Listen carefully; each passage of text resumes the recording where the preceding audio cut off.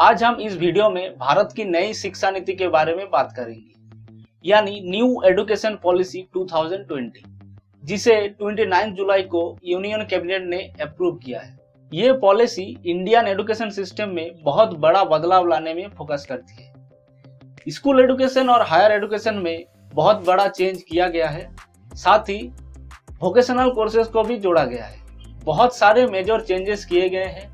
New education policy के major points को आपके सामने डिस्कस करेंगे और कुछ क्रिटिसिज्म है जिसको आपके सामने रखेंगे, और साथ ही इसको लेकर सरकार का जो विजन है वो हम डिस्कस करेंगे। मेरा नाम है ज्योतिर्मय पाल और ज्योतिर्मय टॉक्स यूट्यूब चैनल पे आपका स्वागत है। Ministry of human resource development यानी MHRD, इसका नाम बदलकर मिनिस्ट्री ऑफ एजुकेशन कर दिया गया है। भारत में पहली एजुकेशन पॉलिसी में बदलाव किया गया था 1968 में इंदिरा गांधी के टाइम में, फिर राजीव गांधी के टाइम में 1986 में बदलाव किया गया था, और 1992 में PV नरसिम्हा राव की गवर्नमेंट ने उसे थोड़ा सा मॉडिफाई किया। अब ये जो नया एजुकेशन पॉलिसी आया है ये 34 ईयर बाद 2020 में आया है। हालांकि ये पॉलिसी 5 साल से बन रही थी। 2019 के मई माह में इसका ड्राफ्ट रिलीज किया गया और फिर जनता की सुझाव मांगे गए। लगभग 1,25,000 सुझाव आए थे, तो फाइनल ड्राफ्ट में उसे भी इनकॉर्पोरेट किया गया। अब न्यू एजुकेशन पॉलिसी में हम मेजर पॉइंट्स को डिस्कस करेंगे। तो सबसे पहला पॉइंट है school education. New education policy में गवर्नमेंट अभी प्री स्कूल एजुकेशन का ऑफर कर रही है, जिसमें नर्सरी, LKG, UKG ये अभी तक सिर्फ प्राइवेट स्कूल में ही होता था, अब ये गवर्नमेंट स्कूल में भी होगा। स्कूल में अभी तक जो पैटर्न होता था वो था 10+2 सिस्टम। अब इसे बदलकर 5+3+3+4 कर दिया गया। स्कूल में पहले 10 साल यानी क्लास 1 से 10 तक सभी बच्चों को कॉमन सब्जेक्ट्स पढ़ने होते थे, और फिर 10th के बाद 11th में अपने अपने स्ट्रीम चॉइस करने पड़ते थे, जैसे कि आर्ट्स, कॉमर्स और साइंस। वो अभी पूरी तरह से बदल गया। स्कूल एजुकेशन को 4 स्टेज में डिवाइड कर दिया गया है। तो पहला है फाउंडेशनल स्टेज। फाउंडेशनल स्टेज होता है 5 साल का। इसमें पहले होता है 3 साल जो प्री प्राइमरी स्कूल, उसके बाद 2 साल होता है क्लास 1 और क्लास 2। गवर्नमेंट स्कूल में अभी तक ये 3 साल जो प्री प्राइमरी स्कूल है वो पढ़ाई नहीं जाती थी, डायरेक्ट एडमिशन होता था क्लास 1 में। अब दूसरा है प्रीपरेटरी स्टेज, ये है 3 साल का, यानी क्लास 3 से क्लास 5 तक। और फिर आता है मिडिल स्कूल, ये है 3 साल का, जो है क्लास 6 से क्लास 8 तक। और फिर आता है सेकेंडरी स्टेज, जो है 4 साल का, क्लास 9 से क्लास 12 तक। नेशनल एजुकेशन पॉलिसी में जो मैंडेटरी स्कूलिंग एजुकेशन है, जिसे राइट टू एजुकेशन कहते हैं, ये कॉन्स्टिट्यूशन में इंसर्ट किया गया था आर्टिकल 21A के तहत, जिसमें 6 से 14 ईयर तक यानी 6 से 14 साल के बीच के बच्चों को फ्री एंड कंपलसरी एजुकेशन मिलता था। अब ये चेंज होकर 3 से 18 यानी 3 से 18 साल कर दिया गया। इसका एक क्रिटिसिज्म भी हो रहा है कि प्री प्राइमरी स्टेज में बच्चों को आंगनबाड़ी सेंटर्स में पढ़ाया जाएगा। आंगनबाड़ी कार्यकर्ता ना पढ़ाने के लिए ट्रेंड है, जो बेसिकली B.Ed डिग्री होती है पढ़ाने के लिए। तो ये एक क्रिटिसिज्म हो रहा है। सरकार का ये कहना है जो आंगनबाड़ी कार्यकर्ता है उन्हें ट्रेनिंग कराएंगे। जो 12 पास कार्यकर्ता होगा उसे 6 महीने का एक सर्टिफिकेट कोर्स करवाया जाएगा, और जो उससे भी कम क्वालिफिकेशन का होगा उसको 1 साल का डिप्लोमा प्रोग्राम करवाया जाएगा, ताकि बेसिक समझ पाए बच्चों को पढ़ाने के लिए। अब बात आती है क्लास 10 के बाद स्टूडेंट्स जो 3 पार्ट में डिवाइड हो जाते थे, जैसे कि arts, science, commerce. New education policy आने के बाद ये तीनों स्ट्रीम्स के सब्जेक्ट्स अब एक साथ एक स्टूडेंट पढ़ सकता है। यानी किसी को अगर फिजिक्स और मैथ अच्छा लगता है लेकिन केमिस्ट्री अच्छा नहीं लगता, तो वो आर्ट्स के सब्जेक्ट्स जैसे पॉलिटिकल साइंस, हिस्ट्री अच्छा लगता है तो उसे अपने सब्जेक्ट्स में ऐड कर सकता है। ये ऑप्शन रहेगा। और एक्स्ट्रा करिकुलर एक्टिविटीज में भी फोकस किया जाएगा। यानी अगर आप पेंटिंग, स्केचिंग या फिर स्पोर्ट्स में अच्छे हो, तो वो भी एक सब्जेक्ट की तरह आपकी रिपोर्ट कार्ड में स्कोर की तरह क्रेडिट होगा। ऊपर से क्लास 6 से ही इंटर्नशिप कराई जाएगी गार्डनिंग, वेल्डिंग, कारपेंटरी जैसे वोकेशनल जॉब्स के लिए। और एक बड़ा इम्प्रूवमेंट, क्लास 6 से ही स्टूडेंट्स को कोडिंग सिखाई जाएगी। अगला सबसे बड़ा बदलाव है बोर्ड एग्जाम्स। देखिए 10th और 12th के एग्जाम्स तो कंटिन्यू रहेंगे, लेकिन इनकी अहमियत कम किया जाएगा ताकि बच्चे प्रेशर में ना रहे। जैसे अभी होता है कि 10th क्लास के मार्क्स के बेस पर आपको 11th में स्ट्रीम चूज करनी पड़ती है। अब ये पैटर्न चेंज हो जाएगा। 12th क्लास के परसेंटेज की अहमियत को कम किया जाएगा और बोर्ड एग्जाम का फोकस स्टूडेंट की नॉलेज पर होगा कि वो अपने सोसाइटी में अप्लाई कैसे करें। इसमें इम्पोर्टेंट अपडेट ये है कि साल में 2 बार बोर्ड एग्जाम्स होगा। एक बार मेन एग्जाम होगा और दूसरी बार ऑप्शनल। यानी पहली बार अगर आपका बोर्ड एग्जाम्स का स्कोर अच्छा नहीं हुआ तो आप दूसरी बार दे सकते उसी साल में। स्टूडेंट्स की मार्किंग में बड़ा बदलाव लाया जाएगा। टीचर्स तो स्टूडेंट्स को मार्क्स देते हैं, अब स्टूडेंट्स एक दूसरे को मार्क्स देंगे, उसके परफॉर्मेंस कैसा है, लर्निंग कैसा है उसके बेस पर। इस पॉलिसी की एक और अच्छी बात analytical skills, conceptual clarity, critical thinking पर ज्यादा ध्यान हो। अब बात करते हैं भाषा की। मातृभाषा को लेकर हमेशा से ही कंट्रोवर्सी रही है। न्यू एजुकेशन पॉलिसी में ये कहा गया है कि बच्चों को जितना हो सके अपनी मातृभाषा में पढ़ाया जाए, यानी क्लास 5 तक तो करना ही है, हो सके तो क्लास 8 तक अगर इसे किया जा सकता है।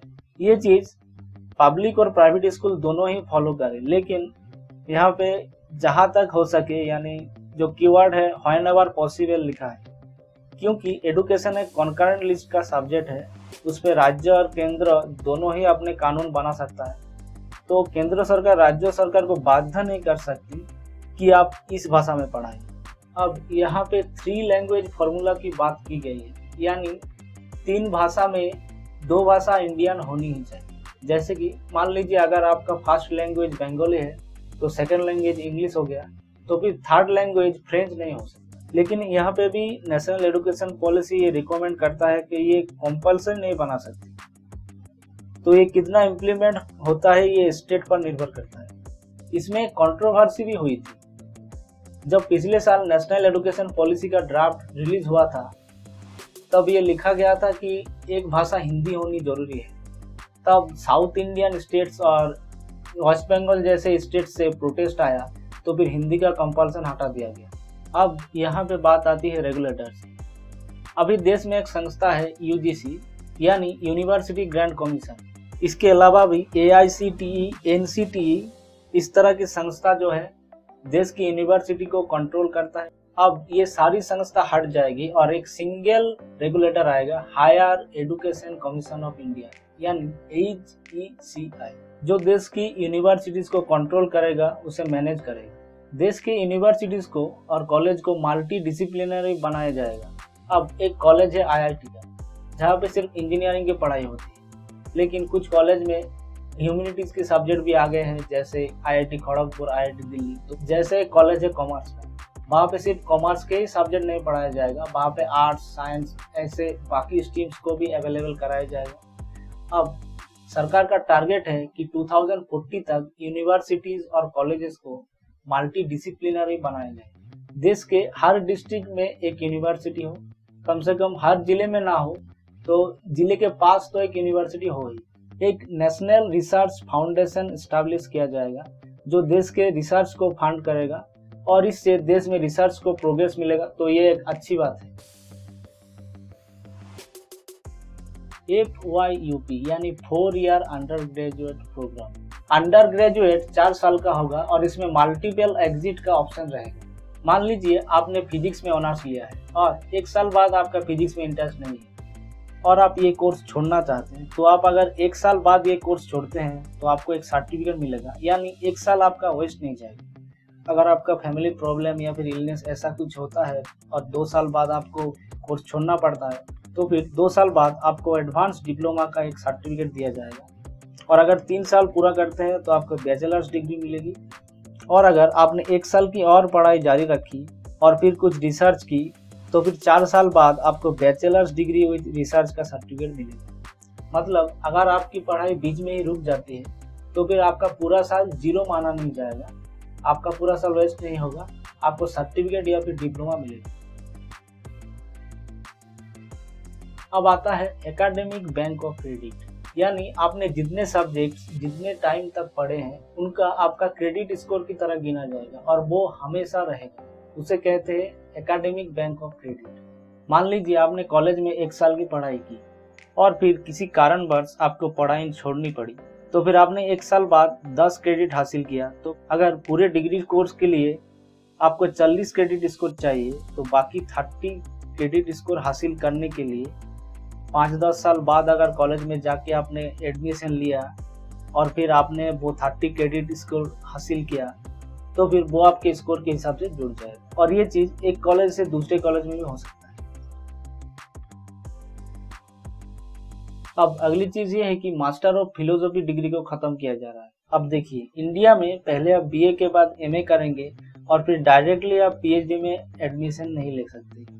एमए के बाद पीएचडी में एडमिशन लेने के लिए बीच में एमफिल की एक डिग्री करनी पड़ती है। फॉरेन में एमए के बाद डायरेक्टली पीएचडी में एडमिशन हो जाता है, लेकिन पीएचडी में रिसर्च वर्क इतना ज़्यादा होता है कि इसीलिए स्टूडेंट्स तैयार नहीं होते। तो फिर एमफिल को इसीलिए इंट्रोड्यूस किया गया है ताकि रिसर्च वर्क करना पड़ता है और आपको ये पीएचडी के लिए तैयार कर देता है। अब न्यू एजुकेशन पॉलिसी में ये है कि अगर आपने 4 साल वाला बैचलर डिग्री किया है तो फिर आप 1 साल का मास्टर डिग्री करने के बाद डायरेक्टली आप पीएचडी में एडमिशन ले सकते हैं। और अगर 3 साल का बैचलर डिग्री का कोर्स किया है तो फिर 2 साल का मास्टर डिग्री का कोर्स करने के बाद फिर डायरेक्ट आप पीएचडी में एडमिशन ले सकते हैं। और इस न्यू एजुकेशन पॉलिसी में मास्टर डिग्री में रिसर्च वर्क को ऐड किया जाएगा।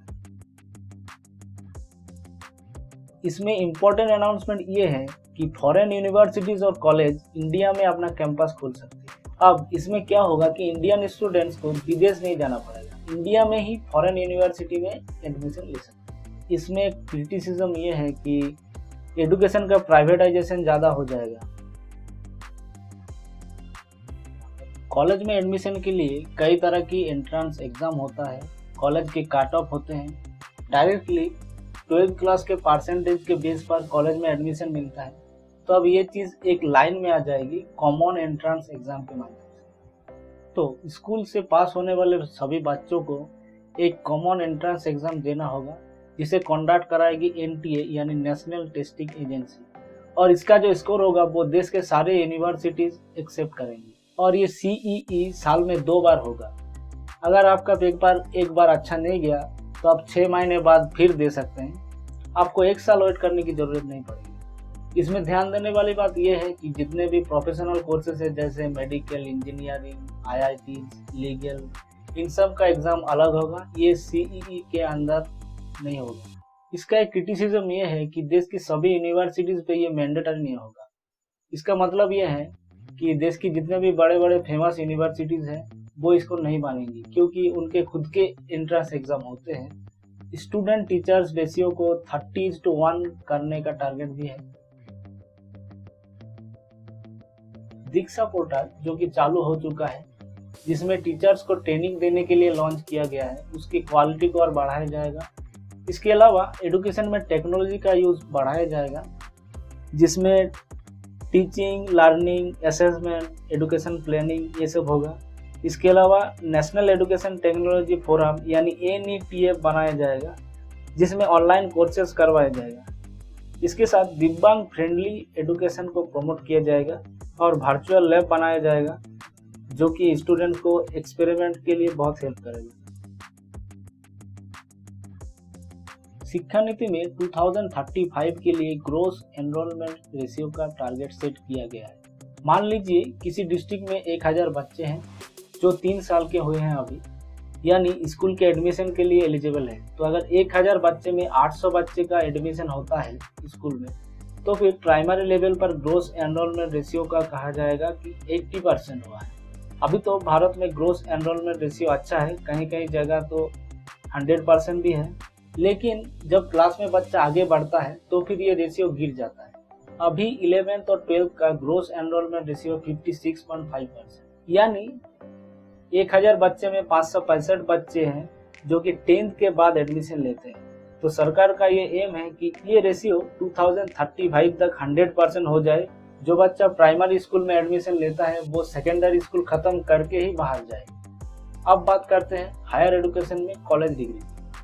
हायर एजुकेशन में ग्रोस एनरोलमेंट रेशियो है 26.3%। इसका मतलब कॉलेज में डिग्री लेते समय 26.3% स्टूडेंट्स रहेगा। सरकार का टारगेट है कि इस रेशियो को डबल किया जाए 50% तक। तो इसके लिए कॉलेज की संख्या भी बढ़ानी होगी। तो देखते हैं आगे क्या होता है। अब बारी आती है सबसे इम्पोर्टेंट पॉइंट की। ये चीज बराबर ही बोला जाता है लेकिन कभी इम्प्लीमेंट नहीं होती है। अब तक सरकार एडुकेशन में जीडीपी का 4.43% ही इम्प्लीमेंट करता था, लेकिन न्यू एजुकेशन पॉलिसी के अंडर इसे अब बढ़ाकर 6% कर दिया गया है। तो ये बहुत बड़ी गुड न्यूज़ है। ये सभी चाहते थे कि एडुकेशन का बजट और बढ़े। तो इस वीडियो में हमने न्यू एजुकेशन पॉलिसी के बहुत सारे इम्पोर्टेंट पॉइंट्स को डिस्कस किए। टॉपिक के रिलेटेड अगर कोई भी क्वेरीज हो तो आप कमेंट बॉक्स में पूछ सकते हैं। वीडियो अगर अच्छा लगा तो एक लाइक कीजिए और वीडियो को शेयर कीजिए। बहुत बहुत धन्यवाद।